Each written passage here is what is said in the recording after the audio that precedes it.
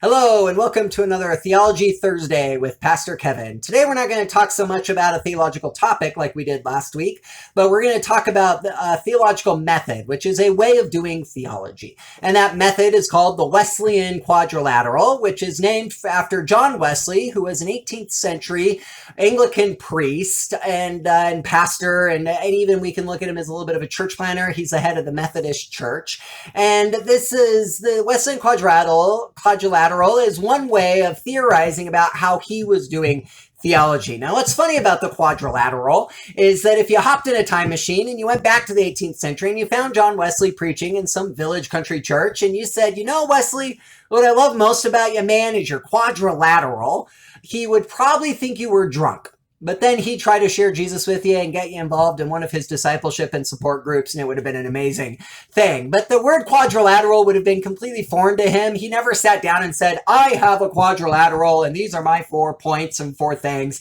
Instead, that term was coined by a guy named Albert Outler, who has a significantly more awesome name than John Wesley. With a name like Albert Outler, you just can't go wrong. And in the 1960s, a full century and a half after Wesley died, Albert Outler looked at Wesley's work and said, Wesley seems to operate out of a fourfold way of doing theology.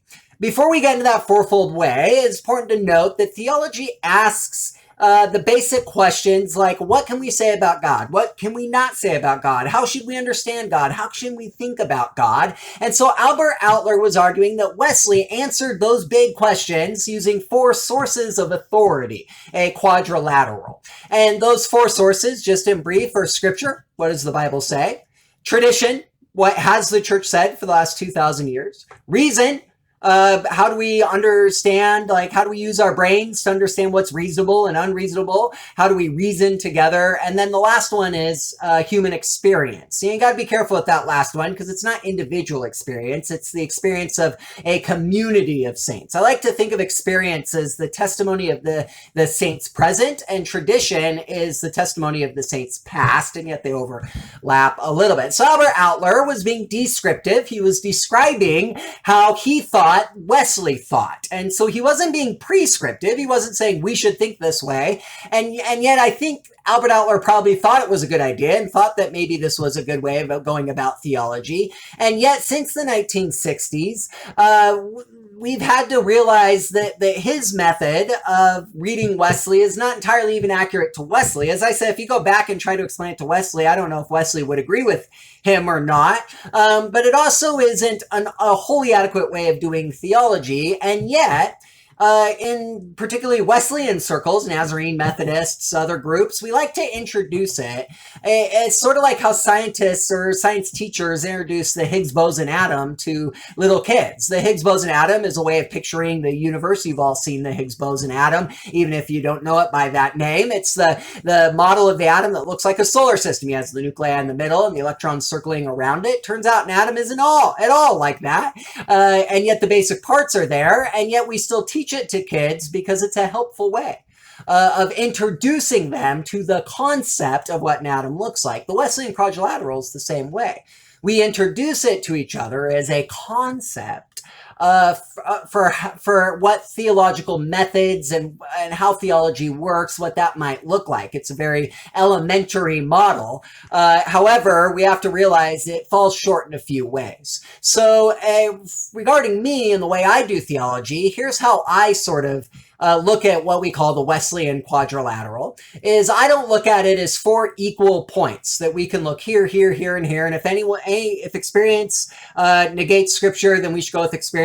Or if reason negates tradition, we should go with reason. Or or somehow they're all equal. I don't think Wesley would have thought like that or looked at it that way. The way I look at it, and I'm not saying Wesley looked at it this way either, although I think it is more accurate to how Wesley would have done it, is when we do theology, when we go to ask and answer the big questions about God, who is God? What is God like? What can we say? What can we not say? What should we say? What shouldn't we say? What's blasphemy? What's heresy? What's doctrine and all that? I think the first place we look is Scripture. And in those places where Scripture is plain, and in those places where Scripture interprets itself, then we need go no further. So if Scripture is plain, Like Jesus wept, very plain verse. It just means Jesus cried. We don't have to turn to experience, tradition, or reason to, expound upon that. Love is patient, love is kind is another wonderful area where the meaning of Scripture is very plain. So where Scripture is plain or where it interprets itself, we stop there. But there's plenty of places where Scripture isn't plain. The plain meaning is not plain. It's confusing, and we think, what is going on here? That's when we look to tradition. We look at tradition to give us the big stones, and we look at how has the church traditionally understood the confusing passages. How has the church traditionally understood the passages that sort of seem to contradict each other? And then after we've turned to the saints, then we can turn to the community experiences of present day Christians to further explain and expound upon what Scripture and theology means for us today. How should we live into the great truths today? And so I don't look at it as sort of a fourfold thing. I look at it as more of a ladder. The first step being Scripture, and if that gets you high enough, stop there. But if it doesn't, go to tradition, go to experience. Well, then where does reason fit in? Good question.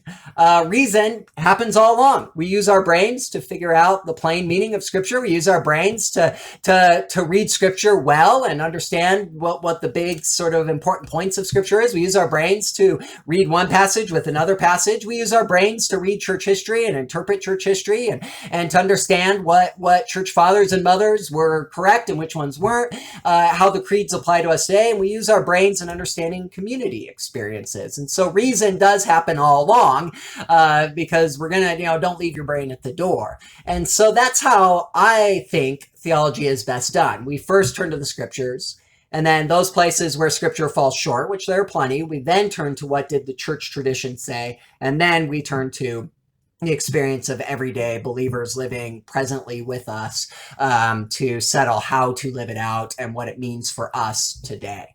So that's how I understand it.